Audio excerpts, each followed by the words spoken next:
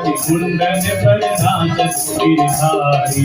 विविध विविध विद्या तर्कं तम देव सकल कम गम गम गुण गंधर्व नाच करे कारी। मुंडन पर नाचत गिरधारी, तांडव गति मुंडन पर नाचत गिरधारी। राहुल जोशी महाराज जी, धर्म यात्रा यूट्यूब चैनल में आपका सप्रेम आदर सहित हार्दिक स्वागत है।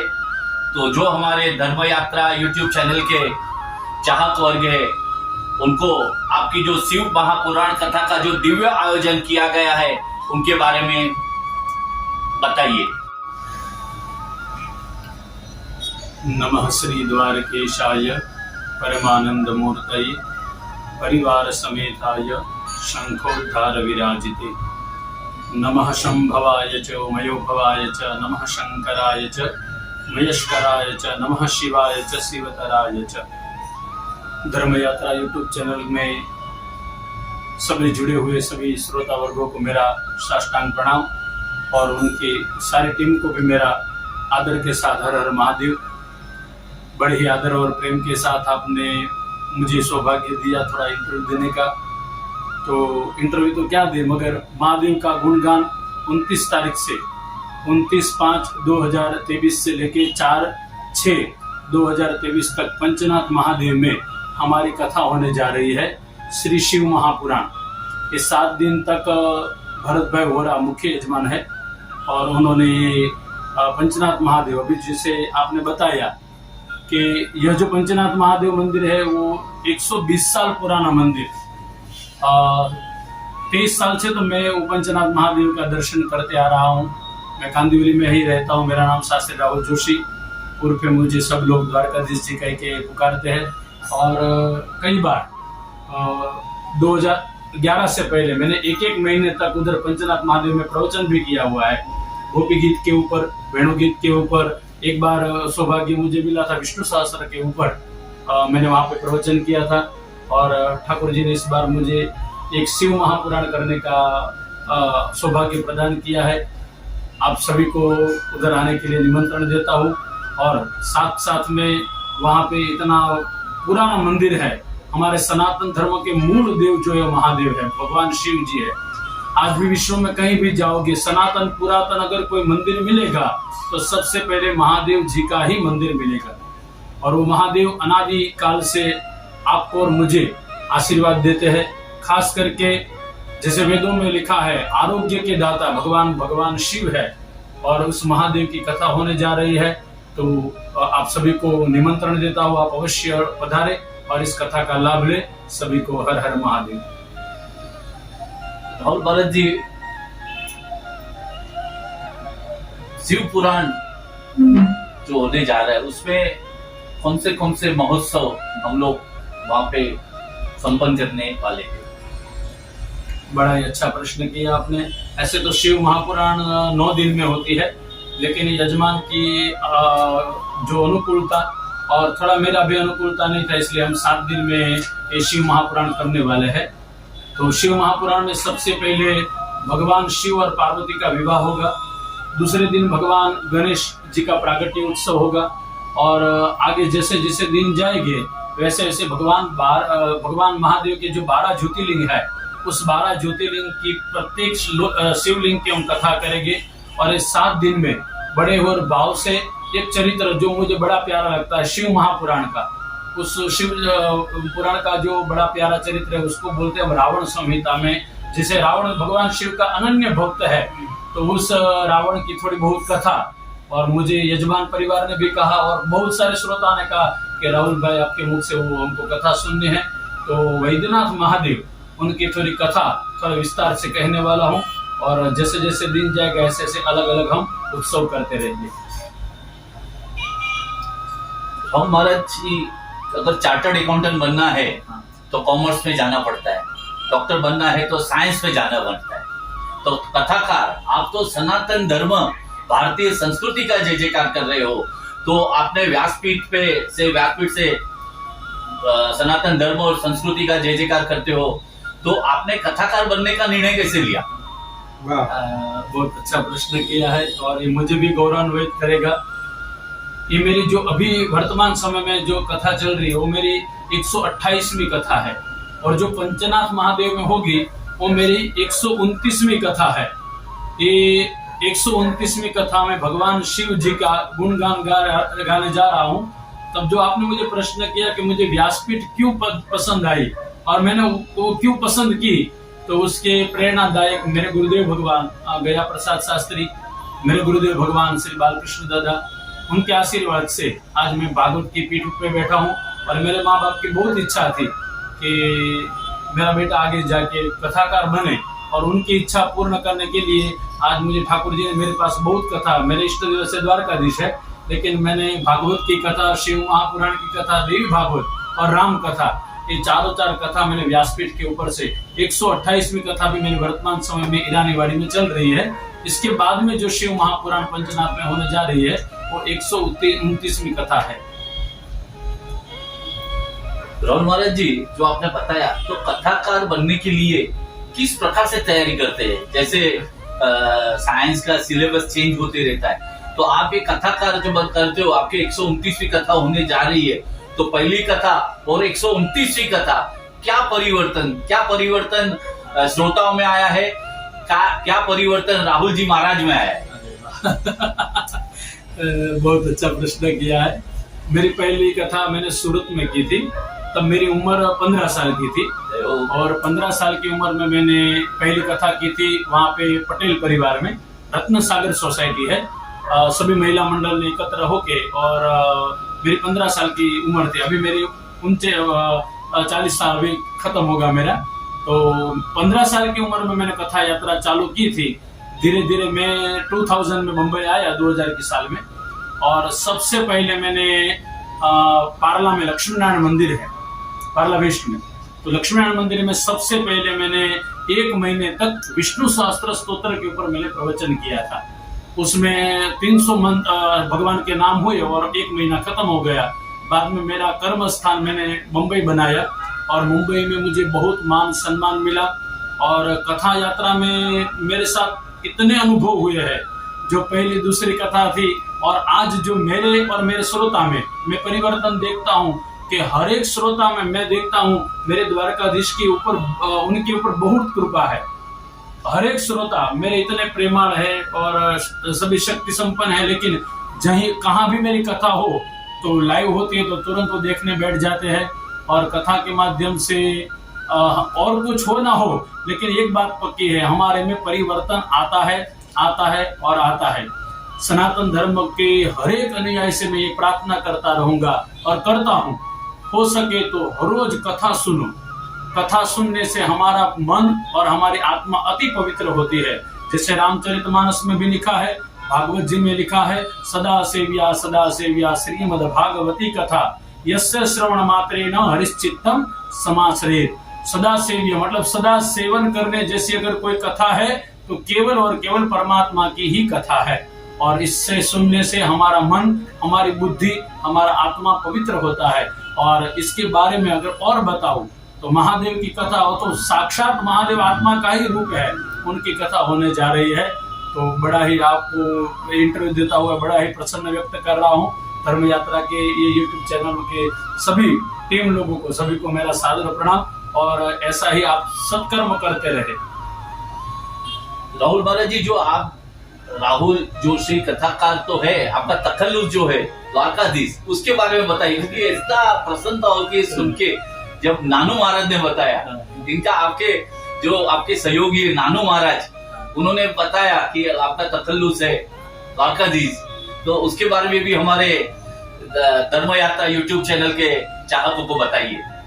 वास्तव में देखो, हमारे यहाँ परंपरा है कि नाम तो हम नहीं रखते हैं, हमारे माता पिता ही नाम रखते हैं। जब मैं छोटा था तो मेरी बुआ ने मेरा नाम राहुल रखा था, लेकिन एक कथा के व्यासपीठ के ऊपर ये नाम थोड़ा सुटेबल नहीं था। आप भी जानते हैं राहुल तो अच्छा सुटेबल नहीं था। बाद में जैसे जैसे कथा यात्रा में आगे बढ़ता रहा और मेरी अनन्य उपासना श्री द्वारकाधीश के ऊपर है।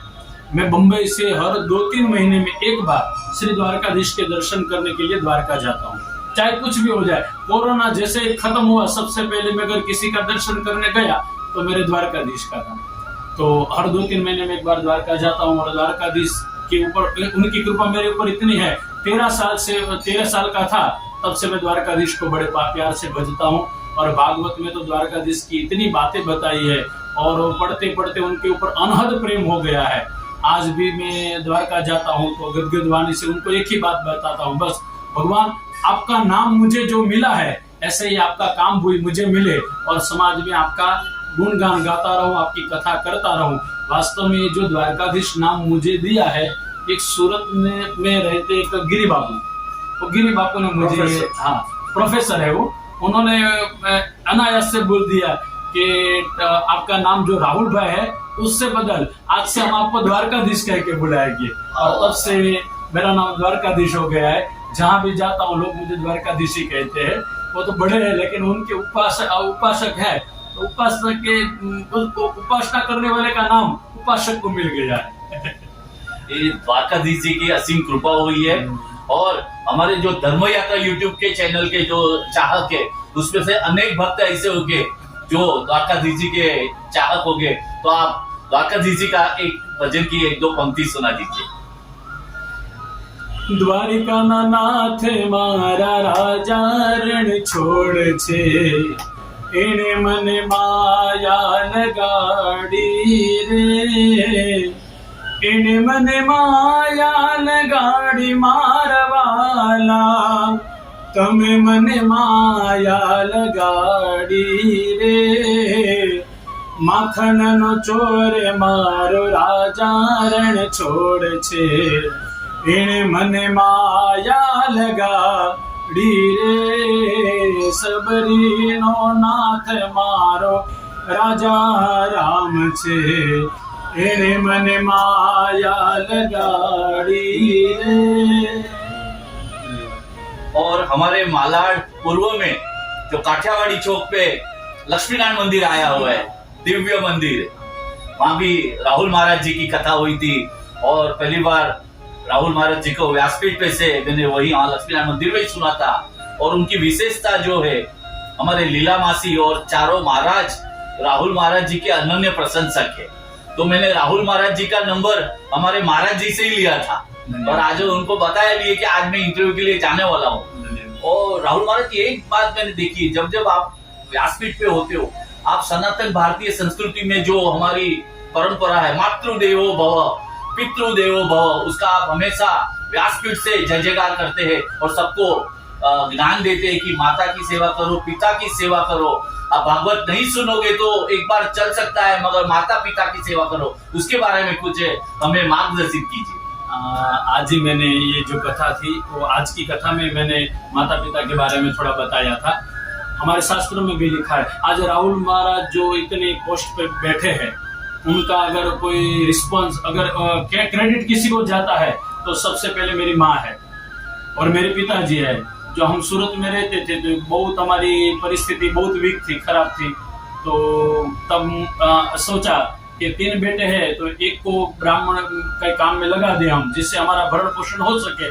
और उस टाइम मेरी माता ने सोचा कि सबसे छोटा मैं हूँ, मेरे से 2 बड़े भाई हैं, तो मेरी माता ने सोचा बड़े को भेजूं। लेकिन बाद में मैंने सामने से कहा नहीं, मैं जाना चाहता हूँ और ये सेवा का मौका मुझे दीजिए। और उस समय ऐसा हुआ था, मेरी माँ के आशीर्वाद से, पिताजी के और बहुत सारे ऐसे लोग हैं कि उनके आशीर्वाद से कुछ नहीं था घर में, लेकिन उनके आशीर्वाद से मैं गया और पढ़ के आया। बाद में सूरत में 2 साल निकाला, बाद में बम्बई में आया। और जब से बम्बई में आया हूँ तब से मैंने देखा है, एक दिन भी ऐसा नहीं है सुबह उठते ही पहले मैं अपने माता पिता को प्रणाम, क्योंकि हम जानते हैं हमने भगवान को कभी नहीं देखा है, लेकिन हमने भगवान की अगर पहचान कोई ने किसी ने कराई, वो हमारे माँ बाप है। और उसी माँ बाप की कृपा से आज मैं ये बोल रहा हूँ, चल रहा हूँ, खा रहा हूँ, पी रहा हूँ, जो भी है उनके आशीर्वाद से है। तो मैं हर एक को मेरा अनुभव कहता हूँ, अगर सुखी हो ना हो तो हमेशा अपने माता पिता को आदर दो, अपने माता पिता का ध्यान रखो, क्योंकि हमारे उपनिषद में भी लिखा है, मातृदेवो भव, पितृदेवो भव, आचार्य देवो भव, अतिथि देवो भव, परस्पर देवो भव। और वेदों में तो वहां तक लिखा है, माँ के बिना ये पृथ्वी भी चल नहीं सकती। माँ के बिना भगवान भी अधूरे हैं। तो भगवान सब जगह पे नहीं पहुंच सकते, इसलिए उन्होंने माँ का निर्माण किया है। तो मातृदेवो भव, माँ बाप की धर्म यात्रा के में जुड़े हुए सभी सब्सक्राइब को मैं आपको खास कहूंगा, हो सके अपने माता पिता की सेवा करो। उनका आशीर्वाद मतलब भगवान का आशीर्वाद। भगवान को कभी नहीं देखा, ना ही मैंने देखा, ना ही आपने देखा, लेकिन कथा के माध्यम से मैं हर एक को बताता हूँ, माँ बाप को याद करोगे तुरंत आंख में आंसू आते हैं, और आंसू आते ही तुरंत अपने माता पिता स्मरण में आ जाते हैं, और माता पिता स्मरण में आ जाते मतलब भगवान हमारे सामने आ गए। तो हमेशा अपने माता पिता का ध्यान रखो। और मुंबई में तो कहने की जरूर, एजुकेटेड वर्ग सब रहते हैं, हमेशा माता पिता को याद रखो, उनको आदर दो, उनको सम्मान दो, और सुबह उठते ही सबसे पहले भगवान को बाद में प्रणाम करना, पहले अपने माता पिता को प्रणाम करो। शास्त्री जी, मुझे पता तो अत्यंत प्रसन्नता होती है, जो हमारे धर्म यात्रा यूट्यूब चैनल के जो चीफ कैमरामैन है जितेंद्र भाई पित्रोड़ा, आपकी तरफ परम मातृभक्त है। धन्यवाद। और आपने द्वारकाधीश जी की बात की, और आपका तखल्लुसी है, आपका हुलमणा नाम जो गुजराती में बोलते हैं, हुलमणो नाम द्वारकाधीश છે। तो मारा धर्मपत्नी काले द्वारकाधीश जी ना दर्शन करवा गया था, तो रातना 12:30 મારી મમ્મીને કીધું આજે ત્યાં દર્શન કરે તો હું તને દ્વારકાધીશ जी एक कड़ी संभળाऊं। तो आपकी, क्योंकि जब आप कथाकार भागवताचार्य जो व्यासपीठ पे बैठते हैं उसके निकट भी बैठते हो तो आपका कल्याण होता है। तो मेरी वाणी पवित्र करने का जो अवसर प्राप्त हुआ है, तो मैं आपको द्वारकाधीश जी का, और आपको तो द्वारकाधीश जी के परम भक्त है, तो मैं एक पंक्ति सुनाता हूँ।